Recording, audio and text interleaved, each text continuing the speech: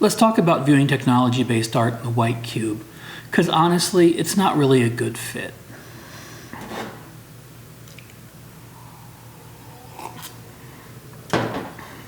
Okay, this video is far less informative than most of my videos. In fact, I would say it's probably not that informative at all. But what I really hope it might do is spark some kind of debate, because honestly, I don't have an answer for this, and I think technology, whether we like it, is here to stay. And honestly, it's great. I like a lot of technology art. What I don't like about the art, most of the time, comes down to how you view it, how it's presented. And it's that last 5 feet, that last, all the great work has been done, all the people are ready to view it, but it's that last 5 feet between the great art and the people who want to view it that we're not quite fixing. And that's the problem, and that's the thing I want to talk about. There's been some great things, and there's been some artists over time who've done a lot of interesting technology work. I think of Namjoon Paik, I think of Mark Pauline in Survival Research Laboratories. And I think of both of them, but they actually work at more like sculpture that has kind of technology elements, or it's pure technology, but it's also sculpture. And that's great, but we're seeing a host of younger artists moving into that technology space that care far, far less about the physical object, but more and more about, well, we can put this on a screen, we can put this on a wall. So it's kind of like in a liminal space or a screen or a bit type space, bits as opposed to atoms, if you know what I'm talking about. If you don't, atoms are a real thing, bits are screen data. And so we have this situation where, how do we start looking at this work, and how do we start presenting it in its best way? I think that work is being failed in how it's being presented to us. And I think it's being failed by being put in the white cube, the contemporary gallery space, the white cube, whatever you want to call it. Because here's the thing, has anyone ever seen a video in like a contemporary gallery space and the experience hasn't sucked? I've only been to one experience where I've seen a video in a gallery space I thought was great.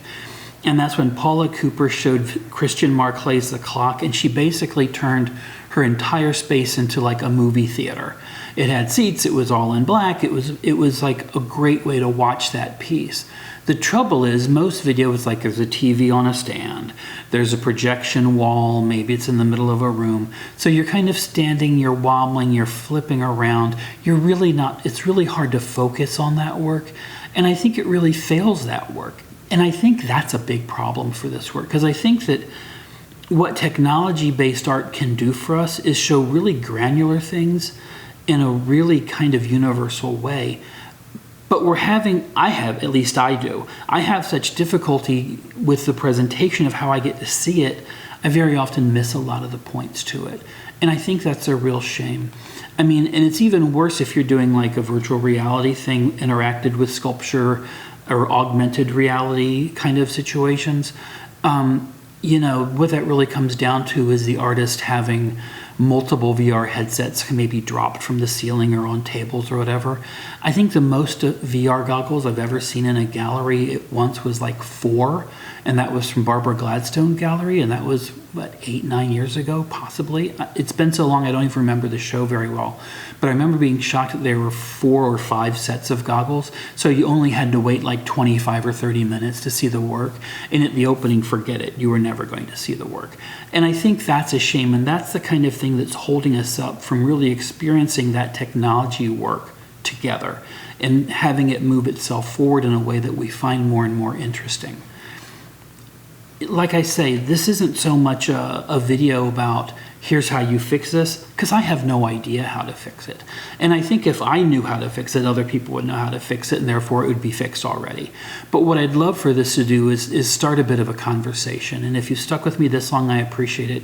Give me your ideas about technology arts in the comments below. Let's see if we can start talking about this and finding better ways to present this work, because there has to be better ways to present this work. I think it's far too interesting, and it's far too forward-thinking to not have it be better represented in our gallery spaces.